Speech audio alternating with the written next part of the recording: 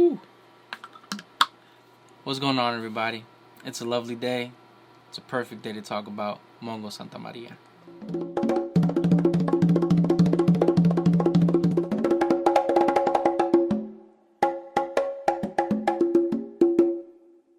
So before we get started into the video, I just wanted to take the time to thank everybody. Our channel just hit 3,000 subscribers. And man, like seriously, I entered this year with only about 1,500 subscribers, and we doubled that in literally 2 months. It's crazy, and it's all you guys. I really appreciate the support.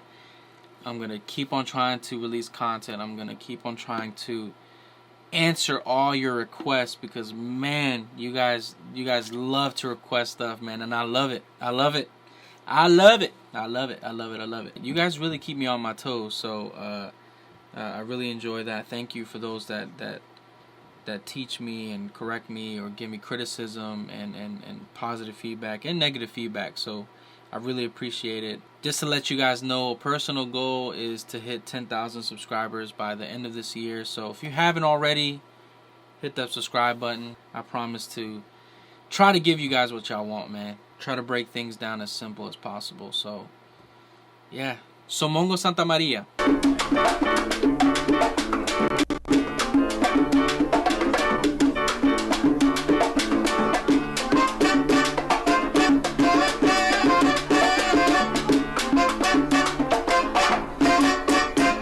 Now, if you're a conga player and you don't know who Mongo Santamaria is, yeah, you better listen to some music or read a book or crawl under the rock you've been living in since ever.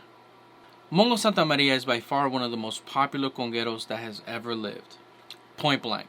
From his trademark 3-drum setup, from his trademark tape of every single finger and limb on his hand, from his trademark vest, this guy was the showman of showmans. He knew how to wow crowds. He knew how to add to simple rhythms and simple patterns.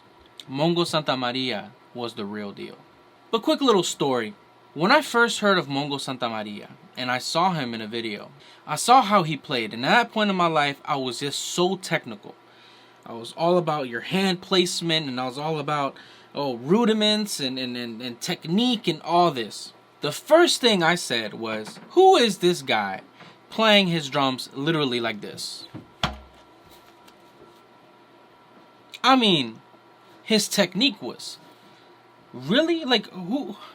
At that time, I didn't know anything. I'm talking about like I was clueless. So I see this guy playing his drums tilted the opposite direction, and to make matters worse, I see him just using like his whole arm to make a tone. And I mean, look, you guys could hold me accountable, but this was Mongo Santamaria. This was just crazy loud. The first time I saw him, I promise you, I was just like, I don't want to, I can't learn anything from him, simply because he didn't have the technique I thought at that time what was proper. And to be honest with you, looking back, Mongo Santamaria wasn't technical. He didn't even sometimes set his 3 drums like in order, like neat. He would literally put like his left drum like all the way over like there. Can't even see it. It'd be like all the way over there. So at the time, I really thought that Mongo Santamaria, I couldn't learn anything from him. The thing that I didn't understand was that Mongo Santamaria didn't need to be technical, because he was the sauce. He had flavor. This guy didn't need to have rudiments. He didn't need to be all technical, because he had that adobo. He had that sazon. He had that caldo. He even had the obey. I mean, come on. The song that caught my attention, the name of the song was called Sufrito. Talking about sauce. Talking about flavor. Mongo Santamaria was all about flavor, and he added his flavor in patterns and mixed them with other patterns, and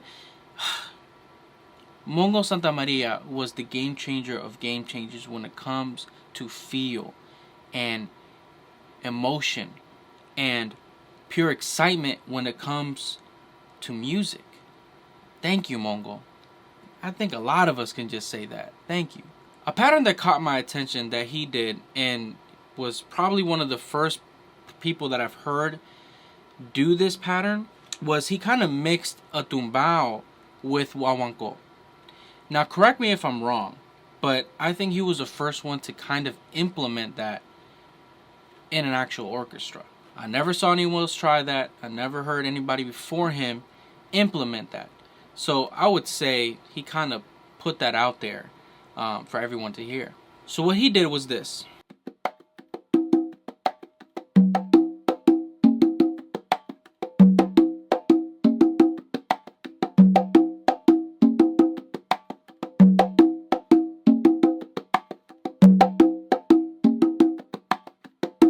Obviously, I'm not going to play like he played. I don't even know how to even...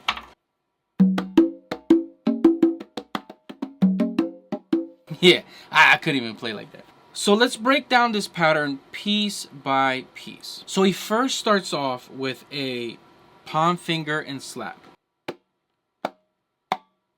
Then he goes to a finger, palm finger, and then 2 opens.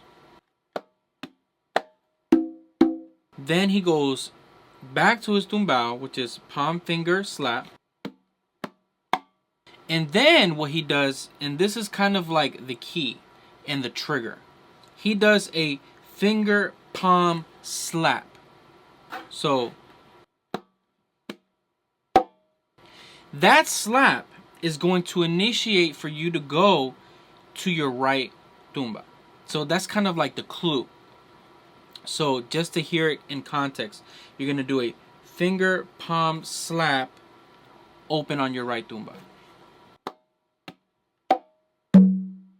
After you go to your right tumba, you're going to do another slap with your left hand. Then an open with your right hand. Then an open with your left hand.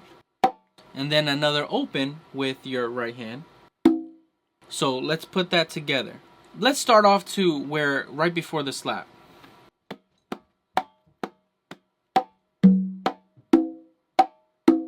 And if you notice that slap before the last open is kind of accented. So to hear it kind of together, it's going to be...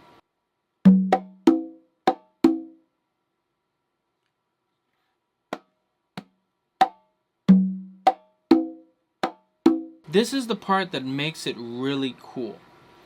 After he finishes that open on his main drum, he does an open to his left drum, and then he goes back to referencing the tumbao on his main drum. So he goes. So let's put it all together.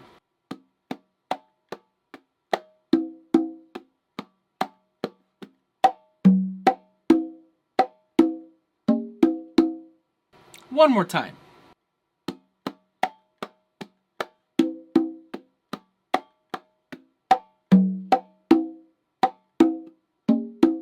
When you speed it up, you kind of hear how he mixes guaguancó and tumbao. It's kind of crazy.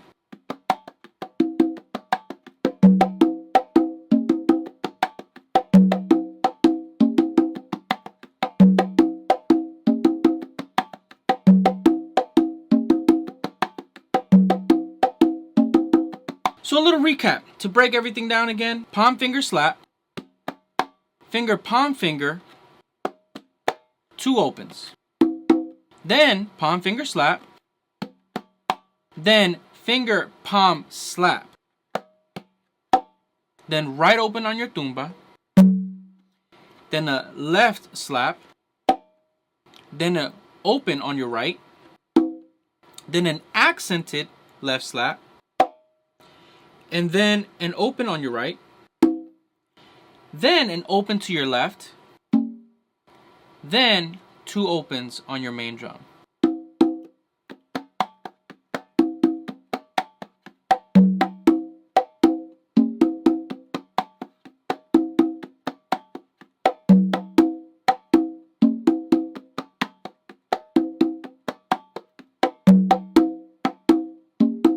Now, what makes this tumbao really cool that Mongo Santamaria does is after he first initiates that tumbao pattern completely, he kind of like skips over that once he did it the first time. So this is what he does literally after he finishes those two opens at the end.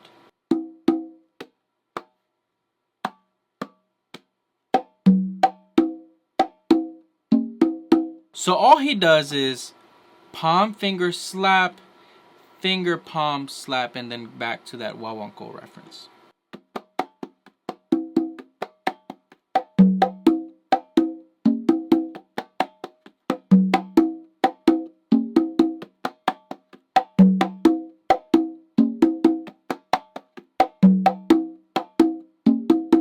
This one's kind of confusing because he would put it in like anywhere. And if you've ever listened to Mongo Santamaria would put it in whatever clave, whatever time. He would put this in 6/8 if he wanted to. Mongo Santamaria, yeah, he didn't care. It was all about feel with Mongo Santamaria. This guy was about feel. He felt it every single time he played. Again, thank you, Mongo. Alright, y'all. Y'all already know what to do. Like, subscribe. Yeah. See you guys next time.